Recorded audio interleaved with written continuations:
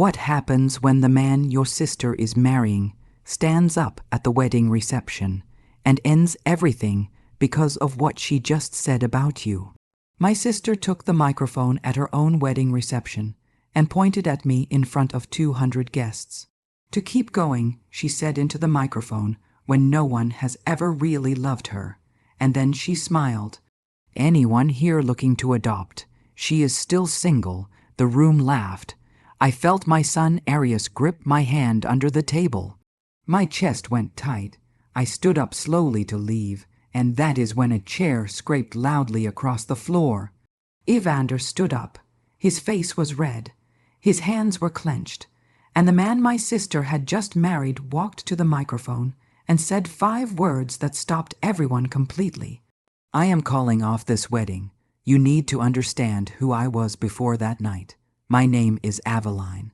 I was 32 years old, single mother, living in a small house on Bayview Street in Camden, Maine, with my 10-year-old son Arius.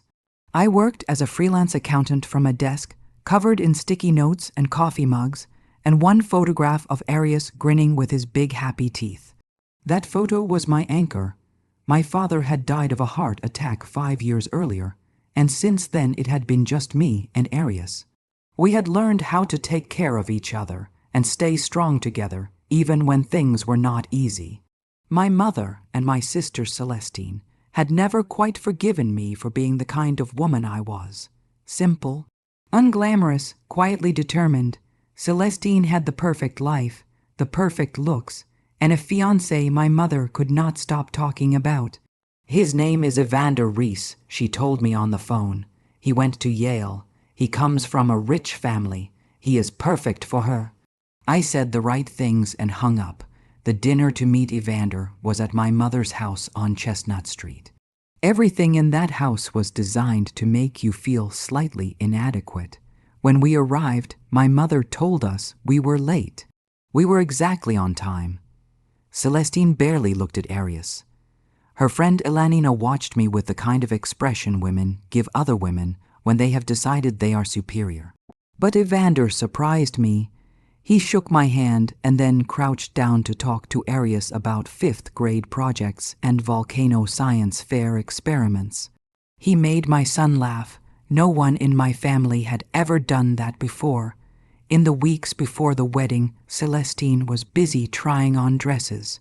My mother was busy being important, and I was doing everything else: guest lists, vendor calls, problem solving.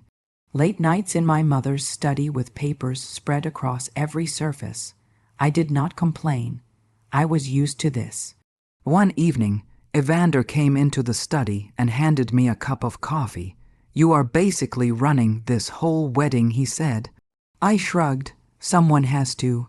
He sat down and looked at my notes carefully. Then he asked a question that stopped my heart. "Do you know someone named Amaris?" I whispered the name back. I remembered her immediately. She was 22 years old when I met her. She had leukemia and she had been in the hospital for months. I was a volunteer. I brought books. I sang songs. I sat beside her on the bad days and made her laugh on the good ones.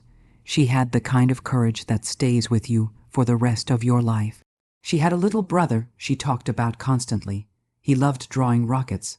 Evander looked at me and said quietly, "You brought your son once. He was 5. He drew stars for her." Tears filled my eyes. She used to call him her little astronaut. "He loved your drawings," she told him. "He made her happy until her very last day." We sat in silence for a long time thinking about her. "He loved her," she said. "She said you were like a sister to her." Then his voice became careful and quiet. He said there were things he needed to tell me, about why he was with Celestine, about what he was starting to understand. I was not ready to hear any of it. I looked away, and 3 days later he called me and asked me to be the maid of honor. The wedding was at a beautiful church in Camden, white flowers everywhere, golden light through tall windows. Arius held my hand as we walked in and whispered, "You look awesome, Mom." In the bride's room, Celestine barely looked at me. Her jaw was tight. "That dress," she said. Her voice flat and cold. Very you. I smiled softly. I had heard things like that my whole life. Plain, simple, boring. It used to cut through me when I was younger. Now I had learned how to let it pass without touching my heart. The ceremony was beautiful. I stood behind Celestine and held her flowers and kept my eyes steady and my breathing calm. Arius sat in the front row. When I looked at him, he smiled at me. That was the only thing I needed. The reception was held at the Camden Opera House. Chandeliers, white tablecloths, flowers on every table. For a few minutes, it almost felt like a celebration. Then Celestine stood up with the microphone. She looked confident under the lights. She began to thank people. She said my name. She called me her maid of honor. The room applauded, and then her voice changed. Or a single mom raising a kid alone, she said into the microphone with a smile, so brave, to keep going when no one has ever really loved her. The room went quiet for a moment. Then she said it. Anyone here looking to adopt, she is still single. People laughed. Then Elanina stood up from her seat. Our Aveline, she said in a bright, sweet voice that hid its cruelty perfectly, has always been the quiet one, reliable, maybe a little dull, but even second-hand things can still have some value. Even with a kid. The laughter got louder. Arius squeezed my hand so hard under the table. My chest felt like something was pressing down on it. I stood up slowly. I was going to leave quietly. I was going to take my son and walk out and not give them the satisfaction of seeing me fall apart. That was the plan. Then the chair scraped. He stood up so fast the chair scraped loud enough to stop every conversation in the room. His face was red. His hands were clenched at his sides. He walked to the microphone and took it from Celestine. The whole room went silent. Tonight was supposed to be my wedding, he said. His voice was steady and serious. But the most important thing right now is the truth. Celestine gave a nervous laugh. Evander, what are you doing? He raised his hand to stop her. Then he looked at me. Aveline and I did not just meet recently, he said. We met years ago when my sister Amaris was very sick with leukemia. People gasped. He continued speaking. Aveline was a volunteer at the hospital. She brought books and sang songs and gave hope to my sister. She became her friend. She also brought her little son Arius. He was 5 years old. He used to draw pictures that made Amaris smile until her last day. Arius looked up at him, his eyes wide, his hand still holding mine. I never forgot them, Evander said. Then his voice turned firm. What I heard tonight was cruel, and I cannot ignore it. He looked at Celestine. He looked at Elanina. I am calling off this wedding. The room erupted. Someone dropped a glass. It shattered on the floor. Celestine's face went from shock to fury. Elanina stood and said, You do not know what you are doing. I know exactly what I am doing, Evander replied. Send me the bill. I am done. He walked to Arius and crouched down in front of him. Thank you for being such a bright light, he said. Then he stood and held out his hand to me. Come with me. I looked at his hand for a moment. Then I took it. Arius stood up beside me. The three of us walked out together. Past the shocked guests, past Celestine crying, past Elanina frozen with fury. We did not look back. We went to a small restaurant by the water. The wooden deck felt warm under our feet. Soft lights hung above us and the sea moved slowly below. For the first time all day I could breathe again. Arius sat between us and quietly drew shapes on the table with his finger. He looked calm, like everything was going to be okay. Evander told me he had been lost after Amaris died, that Celestine had been loud and full of energy and had helped him forget his grief for a while. But things had changed slowly. He had started to see what was real and what was performance. His phone rang. Celestine. He turned it off. She can talk to my lawyer, he said. The next morning, we went to the cemetery near the sea. Amaris's grave was simple and beautiful, with green hills and tall trees around it. Evander placed white flowers there. Arius reached into his pocket and took out a small painted stone. It had a yellow sun and little stars on it. I made this for her, he said softly.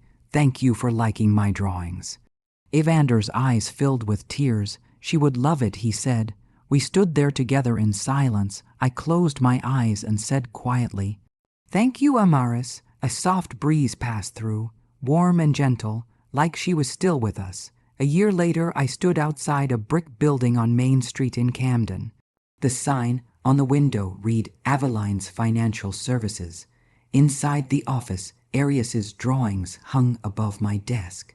My business was growing. People trusted me. Arius was 11 and the captain of his soccer team. Evander was always there. He never missed a game or a homework night or a quiet evening at home. We were not married yet, but we were already a family. It was Christmas Eve when he reached into his pocket and took out a small box. Inside was a green ring. It was Amaris's, he said gently. She told me to give it to someone who teaches me what love really means. He looked at me. That is you, Aveline. Will you marry me? I looked at Arius sleeping on the couch, wrapped in a blanket, dreaming about his skateboard. I looked at the ring, then I looked at Evander. We are already a family, I said, but yes, let us make it official. Outside, snow began to fall, slow and quiet and new. Now I want to hear from you. Drop your city in the comments and tell me which moment made you stop completely. Was it when Celestine pointed at me and said when no one has ever really loved her? Was it when Evander stood up and said I am calling off this wedding? Or was it when Arius placed that painted stone on Amaris's grave and said thank you for liking my drawings? I read every single comment and I want to know. If this story gave you something today, please hit the like button right now. Subscribe to Jennifer's Story for new episodes every week. And the next story, already on your screen right now, is about a woman who sat quietly through the worst night of her life and walked out holding the hand of someone she thought she had lost forever. Stay right there. You need to hear it.